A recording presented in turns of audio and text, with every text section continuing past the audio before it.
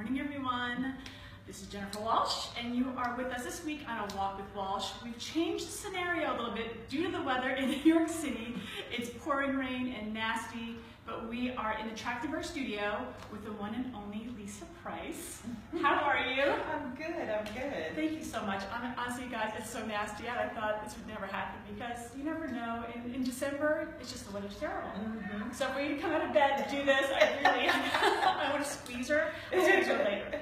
But I want to really sit with Lisa because your story is so amazing and your history is legendary and you're a pioneer in this industry. So for me, I really look up to that because we started in the same decade in the 90s. And I really want to take some time just to find out basically why you started. A lot of people are watching know your story, but why you started and the struggles you had. So why did you start Carol's Daughter?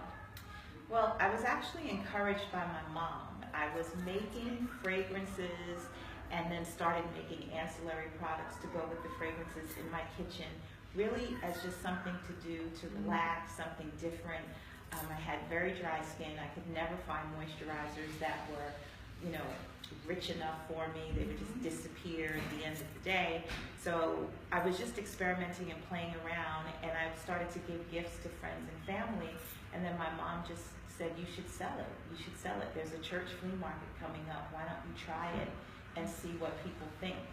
And that church flea market went well, and then a craft fair 2 weeks later went well, and it just kept going. I love those. Those are the best kind of stories. And like mother of invention is because it just happens, and you're working at it, and people love it, and just responding to it. So my question to you is, this was in '93, is that correct? Yes. '93. So when did you know you really had something? Was it just because people started buying it, and then you just sold it, and then you just kind of grew from there? What was your next step after that? I did grow organically and slowly for a very long time, and there were these different little milestones along the way that always assured me, okay, you're doing the right thing, you're going in the right direction. So in the beginning, there wasn't a struggle to sell. It was more a struggle to keep having the product there because the demand was definitely there. So I had that encouragement from people wanting to shop that I had something good. Yeah. But then, you didn't even have a business plan, did you? I didn't. There's no like strategy. There's no strategist a part of it. And that's what I love too is about like you just did it out of necessity and you grew it, and there was no big plan of like, this is what I'm going to do in 5 years, and I'm going to execute it, and I'm going to cash out or whatever, because I feel like a lot of brands now, or people think I'm going to create a brand and this is going to be the end game, which it's always good to have an end game, but you did it out of passion and you kept growing it a little bit authentically, a little bit by little bit, and a lot of people kind of forget. That's really important. It is something that we do forget, and I think because the world is so different now, we get to see things through social media that we never saw before. So true. And some of those things are true, and then some of those things are kind of hype, and they're what people want us to see. So I feel like there's pressure because there's so much exposure to be big right away and to be famous right away. And I was very comfortable being unknown for a very long time and just doing what I was doing organically. You do get to a point, especially when you take on investors, where you have to have an end game, you have to have an exit strategy for them. So, it shifted, but the early days were very much self-discovery on my part as an entrepreneur, but then also as a creative person, just having that freedom to make what I wanted to make and make what people were asking me to make, and then I get to see what sticks. Were you afraid at any point when you're thinking, I'm a creative brain, I'm a creative person, and also you have to really go into this business mindset? Were you ever nervous about that part of it? Absolutely, because there were so many things that you learn on the fly, and some of those are scary things. Like I remember having a conversation with an accountant, and he brought his insurance person to me because I had insurance, product liability insurance. He thought he could get me. People forget about that too, by the way. They forget about product liability insurance. It's a big thing that we kind of oversee or overlook once in a while. Sorry about that. He wanted to get better coverage for me. And the person was talking to me, and he said, so who handles your short-term disability and blah, blah, blah for your employees? And I was like, what? What? I literally didn't know that that was something that I was supposed to have, because you don't really get like a handbook, you know, when you become a business person and a business owner. You don't get a handbook with a checklist with all of these things. And, you know, I did end up being, you know, having to pay like a fine for not having it, you know, when I should have, and then, you know, got it set up. But it you know, like you start thinking, oh my God, are they going to arrest me? Yes, I know. I had those feelings too. It's nerve-wracking because, like you just said, there's no manual. So my question to that too is, because you started when you did, because when I started my first company, it was in the 90s, and I didn't have a lot of female role models. I didn't know many, and there was at the time no Google and no YouTube, so you couldn't really. So I was like, you have to go to the library and find stuff. But how would you, like, who was your mentor? Did you have role models to look up to as entrepreneurial women around you? I didn't have the blessing of a mentor that I could call and that I could talk to. There was another business owner who was in a field very similar to mine, who gave me advice, but it was more so on like purchasing wholesale and things like that. And then she was a good person to talk to because she understood what I was doing. She was like the only other person in my life that was making products in her kitchen. So there were a lot of similarities with us. But when it came to mentors, they were people that I didn't know, but I could read about. So someone like a Martha Stewart was a mentor to me, not because I could sit and talk to her, not because we could go out to lunch, but I remembered this moment when I worked in television and film production, and we were talking about a set design. Someone in the room said, we should really make that a Martha Green. And 17 people knew exactly what that color was. Wow. And I thought, that's marketing. Yeah, when you absolutely. can say a Martha Green, and Everyone 17 people from all different backgrounds know exactly what you're talking about. And this was before all of the television shows. I think she had like the PBS show at that time, and books. You know, this is before Macy's and merchandising, and there were ways that she, when she catered, she did these cornucopia tables with the food, where the food was a serving bowl with the food next to it. And I incorporated those ideas when I would merchandise, when I would sell at a flea market. Like, how do I make this look inviting? So at least you say, oh, what's that over there? Let's go see. I loved her catalogs. I loved that she had all of these thick tools to make life easier, to keep things more organized. And so she was definitely someone who mentored me, even though I never met her. And then someone like Oprah, not someone that I sat down and had lunch with, but just watching her live her life through her show. And then when she started the network and shared the behind the scenes of the last season of the show, watching her as a leader was very educational for me, because that's key. I saw a person who was able to lead without sacrificing who their true personality was. I love that you just said that, because there are people that are put in leadership roles in their organization, but they're not real leaders. But you can recognize someone who actually is a real good leader and how they treat others. And unfortunately, at the time, I was hearing things like, you're too nice, you're too easygoing, you might need to be a little bitchier. Yep, you know? I've heard that. You never win if you're not mean. And I watched her, and okay, now, of course, she's Oprah, and she's very established at this point, but she didn't change who she was. You know, like the core of who she was still there. And I remember looking at that and thinking, no, I just have to be better at what I do. I just have to be a better me. I don't have to really change and be different. Just more effective. I'm so glad you brought that up. I'm ecstatic that you just brought that up, because I feel like that's such a big pull for people to kind of be what everyone wants them to be, or be meaner, or be bitchier.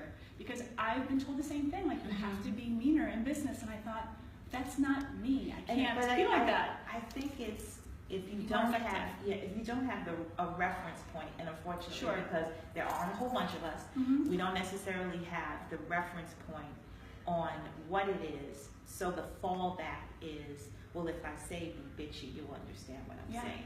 And it's not really being bitchy, it's asking for what you need and what's required.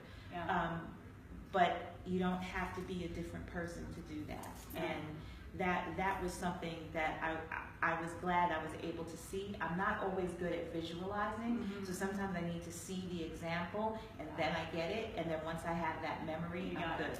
I'm the same exact way. I'm a very visual person, so I have to always, people make fun of me because people like to type things up, but I always like paper, so I'm a hoarder of notes and papers, but even that being said, it's just who I am. So I've gone back to like notebooks from like 2006, 2007 when I had my first company. It's funny, look back and I'm like, oh, I'm feeling the same exact thoughts in business that I was almost a decade ago, but it's good to kind of live that.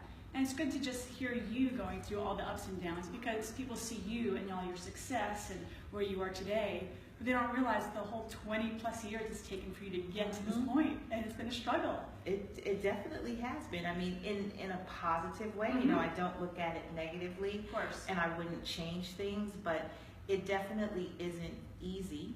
Not always glamorous, even No. though she looks glamorous all the time. And the work changes. You know, you think about, like if I think about what my schedule would be like on a day like today, 15 years ago, I probably wouldn't have been able to sit down and talk to you. Yeah. Because I would be knee deep in, you know, cooking and getting gift baskets done and getting out orders on time and all of that. But I'm not any less busy. You know, I have like 8 things that I have to do today, and my day's not going to end until about 9:30 tonight. And it started at 5:30 in the morning. Yeah. You know, the work is just different, but it stays. That's important to kind of always put your head down and just do it. And it's just a different part of your cycle of life, which I think is also great because now you are in this place, because I feel like the same way as women entrepreneurs or people that have been in business.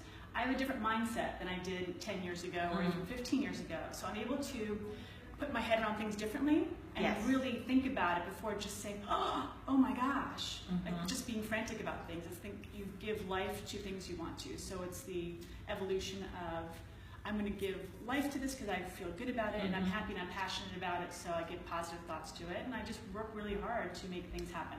And I've learned that everything on the list doesn't get done. No, it never did. I still make them because I need to be organized, and because I have so many different things. You know, you have your personal things you have to remember, you have things with your kids, you have your business.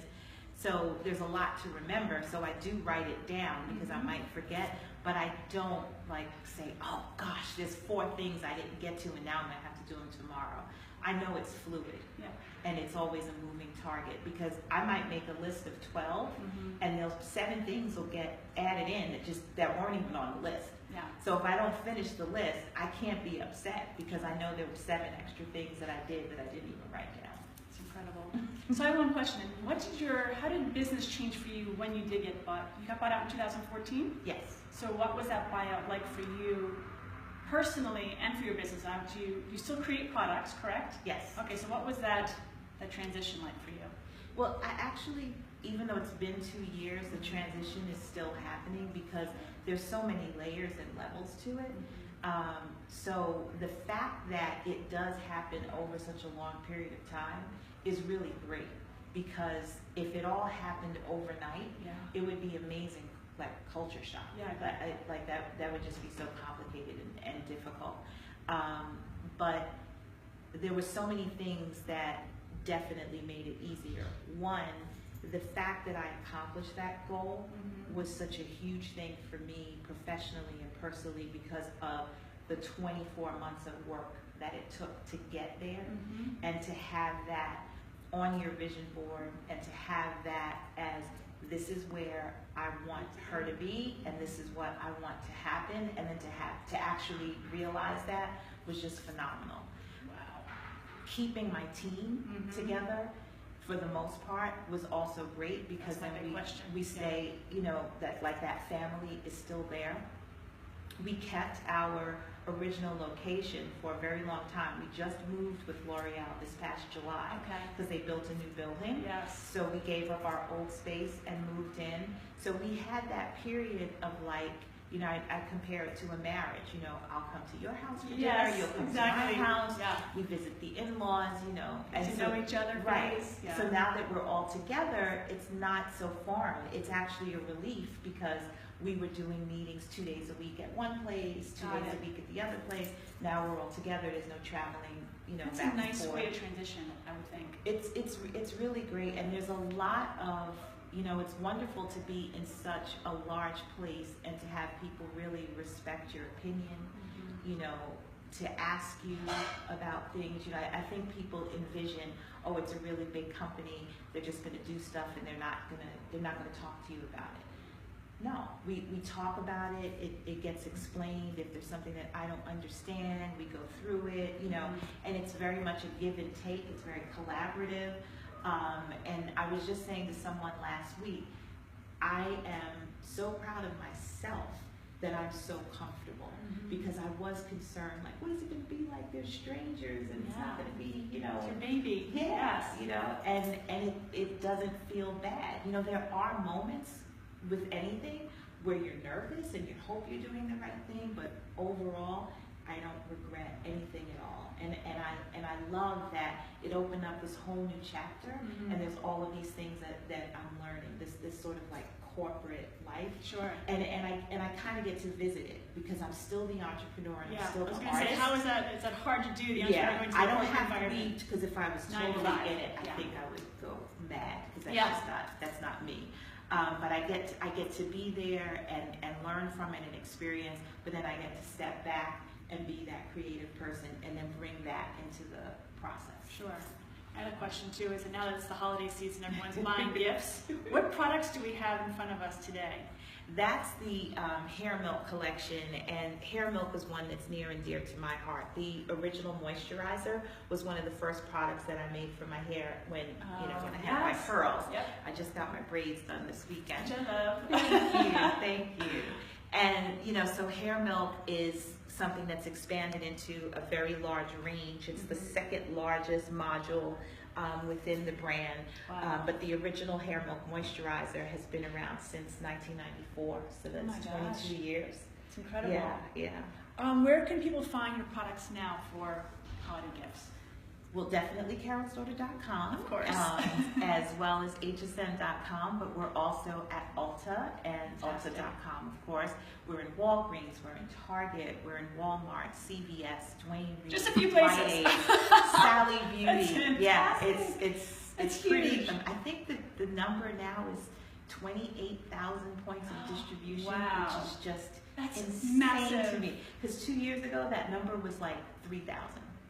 Can you say that? 3,000 and 28,000 points of distribution. That like blows my mind. It's anyone in retail or anyone who sells products, like that is a phenomenon. And fantastic. It still makes me giggle. Like every now and then I'll be in a CVS or Target with my daughter, and she's like, "Mama, you're in here. Did you know that?" I love that. That is something like that brings such joy to me, because I know like how it must feel when you're walking into a store and you see your products, like your creation and on the then shelves. I straighten up the Of course shelves. you should. Yeah. Dust off anything. In case make sure the testers. The testers are straight, and you know, I'll ask somebody, "Do you have more inventory? Because there's there's only one bottle of this here," and they're like, "Who are you?" Like, do you not know? Come on, these are my babies. I'll take here. wipes out of my bag, clean things off. They're like, "What are you doing?" You gotta clean it. You got to clean it off. I don't want to take up any more of your time because I know how busy you are. And I'm so appreciative that you were here today. And I know you guys probably asked questions, and if you did, keep asking them, or if you can private message me, I will ask Lisa later. But I'm so glad you guys tuned in, and thank you so much, Lisa, for being here. I really appreciate it. Happy holidays. Happy holidays. And thank you guys for watching. We'll see you soon.